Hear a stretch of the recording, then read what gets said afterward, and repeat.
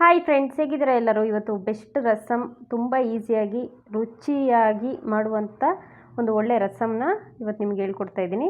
ತುಂಬ ಈಸಿಯಾಗಿ ಮಾಡ್ಕೋಬೋದು. ಬೇಕಾಗಿರುವಂಥ ಪದಾರ್ಥಗಳು ನೋಡ್ಕೊಳ್ಳಿ.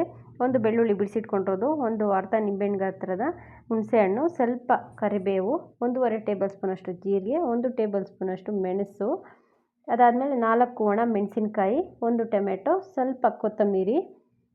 ಇದನ್ನು ಟೊಮೆಟೊನ ಕಟ್ ಮಾಡಿ ಎಲ್ಲ ಮಿಕ್ಸಿಗೆ ಹಾಕಿ ರುಬ್ಕೊಳ್ಳೋಣ. ಮೆಂತ್ಯ ಬೇಕಿದ್ರೆ 4 ಕಾಳು ಹಾಕ್ಬೋದು. ನಾನು ಇವತ್ತು ಹಾಕಿಲ್ಲ, ರೆಗ್ಯುಲರಾಗಿ ಹಾಕ್ತೀನಿ ರಸಮ್ಗೆ ನಾನು.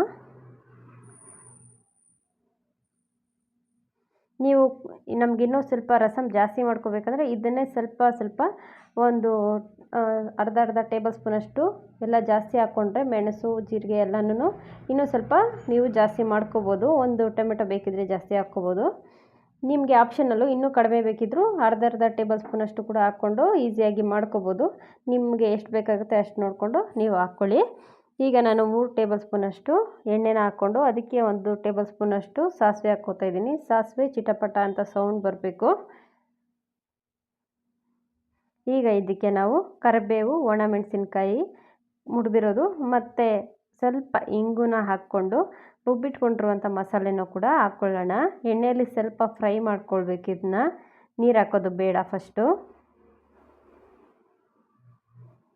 ಇದಕ್ಕೆ ಸ್ವಲ್ಪ ಉಪ್ಪು, ಸ್ವಲ್ಪ ಅರಿಶಿನ ಹಾಕ್ಕೋತಾ ಇದ್ದೀನಿ. ಅರಿಶಿನ ಹಾಕ್ಕೊಳ್ಳೋದು, ಉಪ್ಪು ಹಾಕ್ಕೊಳ್ಳೋದ್ರಿಂದ ಹಸಿ ವಾಸನೆ ಅನ್ನೋದು ಪೂರ್ತಿಯಾಗಿ ಹೊರಟೋಗುತ್ತೆ ಮತ್ತು ತುಂಬ ರುಚಿಯಾಗಿ ಇರುತ್ತೆ ಈ ರಸಮು.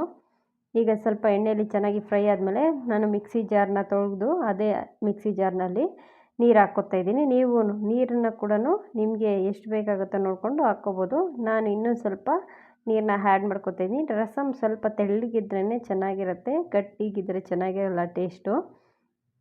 ನಿಮ್ಗೆ ಎಷ್ಟು ಬೇಕಾಗುತ್ತೋ ನೀರು ಅದನ್ನು ನೋಡಿಕೊಂಡು ನೀವು ಹಾಕ್ಕೊಳ್ಳಿ. ಈ ರಸಮ್ಮು 2 ದಿವಸ ಇಟ್ಟರೂ ಕೂಡ ಏನೂ ಹಾಳಾಗೋದಿಲ್ಲ. ರಸಮ್ ಯಾವಾಗಲೂ ಅಷ್ಟೇ ಬೇಗನೆ ಹಾಳಾಗೋದಿಲ್ಲ. ಈಗ ರುಚಿ ನೋಡಿಕೊಂಡು ಸ್ವಲ್ಪ ಉಪ್ಪು ಬೇಕನ್ನಿಸ್ತು, ಅದಕ್ಕೆ ಅದನ್ನ ಸೇರಿಸ್ಕೊತಾ ಇದ್ದೀನಿ. ಒಗ್ಗರಣೆ ಮಾಡ್ಕೊಳ್ಬೇಕಾದ್ರೆ ರಸಮ್ಗೆ ಯಾವಾಗ್ಲೂ ಸ್ವಲ್ಪ ಇಂಗು ಸೇರಿಸ್ಕೊಂಡ್ರೆ ಟೇಸ್ಟ್ ಚೆನ್ನಾಗಿ ಬರುತ್ತೆ. ಈಗ ರೆಡಿ ಆಯಿತು ರಸಮ್. ಏನು ಜಾಸ್ತಿ ಕುದಿಯೋ ಅವಶ್ಯಕತೆ ಇಲ್ಲ. ಸ್ವಲ್ಪ ಕುದಿ ಬರ್ತಿದ್ದಾಗ ಆಫ್ ಮಾಡಿಕೊಂಡ್ರೆ ರೆಡಿ ಆಗಿಬಿಡುತ್ತೆ. ಬೇಕಿದ್ದರೆ ಚೂರು ಕೊತ್ತಂಬರಿನ ಆ್ಯಡ್ ಮಾಡ್ಕೊಳ್ಳಿ.